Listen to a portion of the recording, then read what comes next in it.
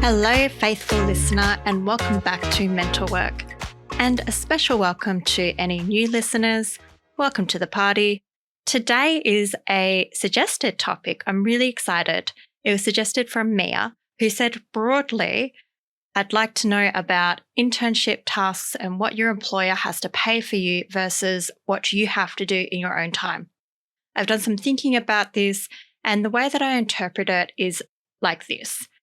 During an internship, we are doing a lot of work as trainees, and maybe we're not getting paid for it. So really it is looking at the competing interests that an employer has versus what a trainee has and how we can get our needs met in internships. With psychology, you have an internship program and you have an employer whose hours can contribute to that internship program.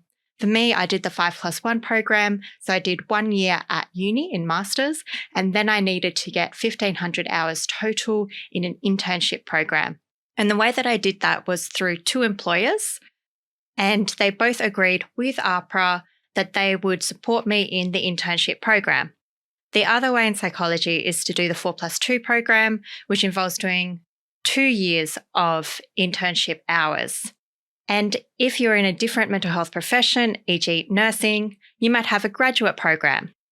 What we all have in common is that we all need hours to get qualified. Even the folks who are doing a master's program at university, they need hours as well. What I'm going to do to kind of break this down is I'm going to have a look at it first from the perspective of the trainee. Then I'm going to have a look and put the hat on the employer and think about what their needs are. We're going to talk about an ideal situation, and then we're going to integrate everything. How can we get our needs met in a paid internship? Let's put on our trainee hat first. I know when I was a trainee, I was like, oh God, I am so desperate to meet my hours. I need to just take anything. I just want to fulfill the requirements of my internship, and I want to get those damn hours. Also, as a trainee, I was like, I don't know what to do. When I did the interview for my job, one of the interview questions was like, okay, you've got a client who has depression. What are you going to do with them? And I was like, behavioral activation. And the monologue in my head was saying, this is a word that I have heard used. I believe this is what you do with clients with depression. And the interviewer was like, great, great. Me was like, phew, okay. And I got the job. So of course, when I get into the job, I have no idea what to do. I'm going to take longer to do tasks than other fully qualified professionals. I'm going to take longer to prepare for the tasks as well. And if you're like 50% of, mental health professionals, this is a rough estimate, but most of us have this unrelenting standards schema. So we're really keen on not being inadequate, over preparing. And we've also got this whole imposter syndrome thing. See previous episode of imposter syndrome, where we are terrified of being found out that we actually don't know anything. So we want to hide that, overcompensate. So pretty much all of us are going to be like madly Googling resources and trying to do the best for our clients. Let's flip it and have a look at the perspective of the employer and get ready for a reality check with this.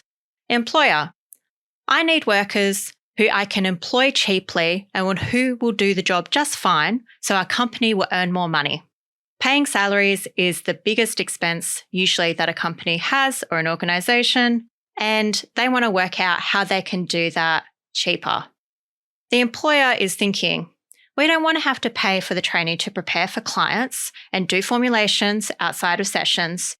We're going to say, we need you to do that inside of sessions, knowing full well that that's probably going to be difficult for a trainee. Also, from the perspective of an employer, they're like, we know that they need the hours, and also, depends on whether you view this fairly or not, but the reality is we'll give them a lower salary because we're expecting that they're going to cost us in terms of time and training. So we're going to have to invest more in them. We're also carrying the risk of having a trainee on board. So we might need to hire, say, an extra supervisor or a manager just to accommodate these trainees. So you're kind of seeing where I'm going here. The perspective of the employer is that we want to maintain our organisation. We want to keep on growing. And the perspective of the trainee is that I don't know what I'm doing. I just need to fulfill my hours. Let's now move to an ideal situation. The ideal situation is a supportive workplace. So a workplace starts you out with, say, 3 clients a day for 6 months, depending what the job is. So effectively, you'd be doing half the work of a fully qualified employee, and this recognises that you need more time for preparation, guidance, supervision, and learning to do your job effectively. You would be in an entry-level position, which attracts a lower salary because the workplace recognises you're going to be doing less than a fully qualified employee and costs the company in terms of time and training. But if you are not doing so well and you are spending an inordinate amount of time doing things, that you would be able to bring this up with your employer, they would listen, and they would provide you with that extra support so that you can get your work done in a reasonable time frame. What we know is that, and hopefully there are a few of you kind of laughing, but, ironic laughing, because, oh my goodness, I don't know who's had this ideal situation. If you have, I'm so pleased to you. That's fantastic. I know for me, for every internship that I've ever done, it's always been thrown in the deep end. For my group therapy position, I was doing group therapy and doing my own plans in the second week of that internship. With my other one that I was doing individual therapy, I had 3 clients on the first day. And then I was ramped up quite quickly to the expectation that I would see 6 clients a day. And these were clients who were, say, from low socioeconomic areas and quite complex clients as well.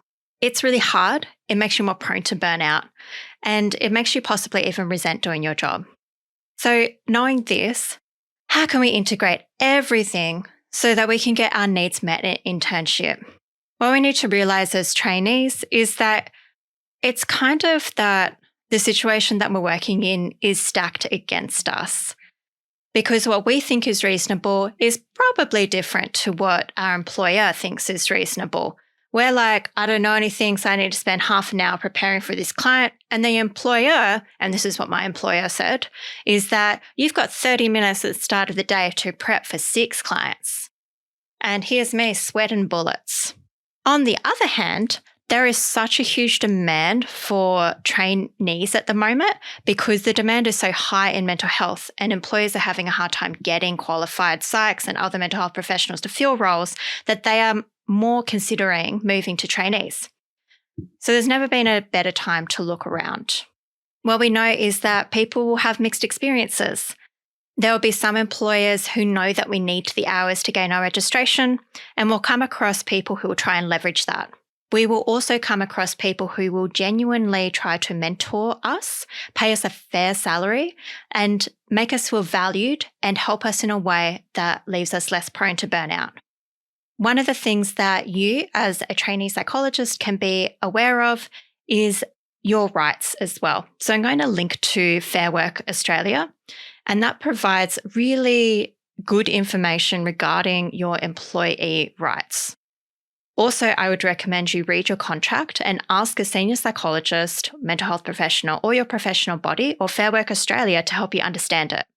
I actually did message Fair Work Australia when I was a trainee psych, and they were really helpful, actually. I really enjoyed it. You can message them online. They can get back to you. They got back to me fairly quickly. It was quite good.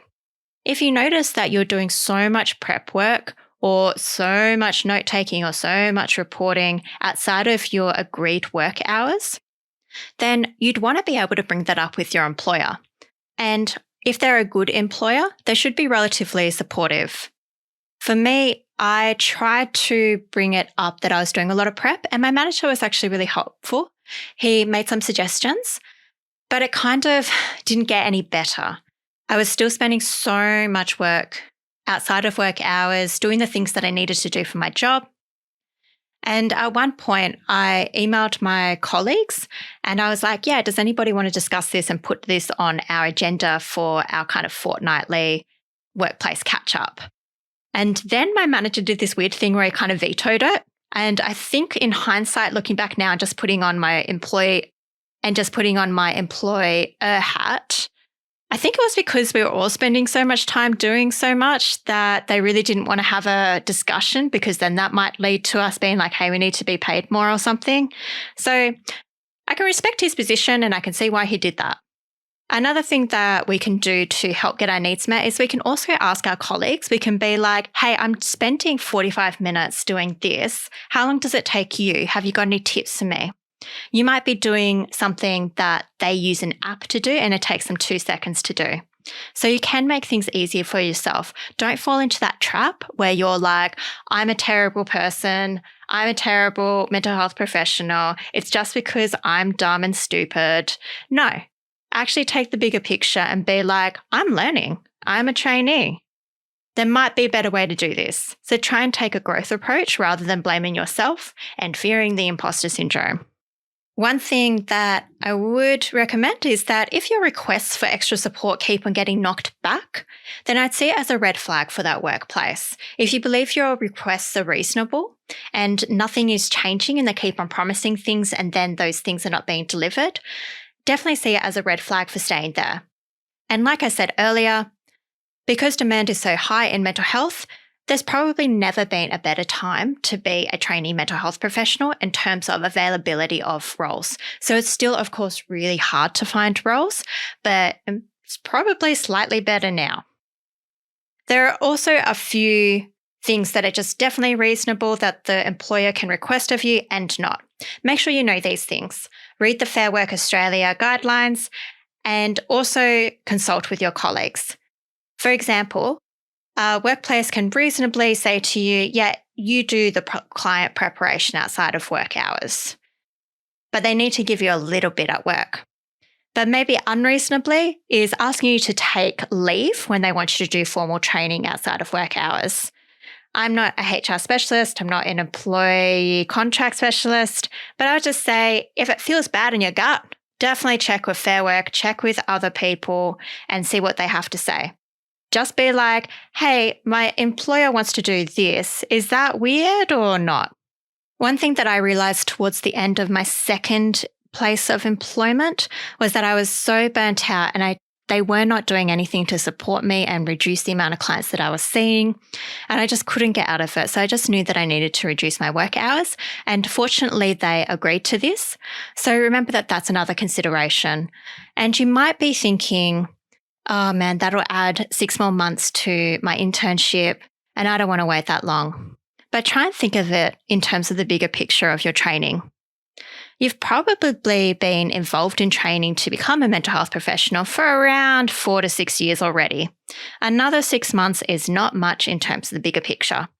And it's much better you get to the end in a sustainable fashion rather than getting to the end and resenting your qualification because of what you had to go through to get it and then not wanting to work in the field at all.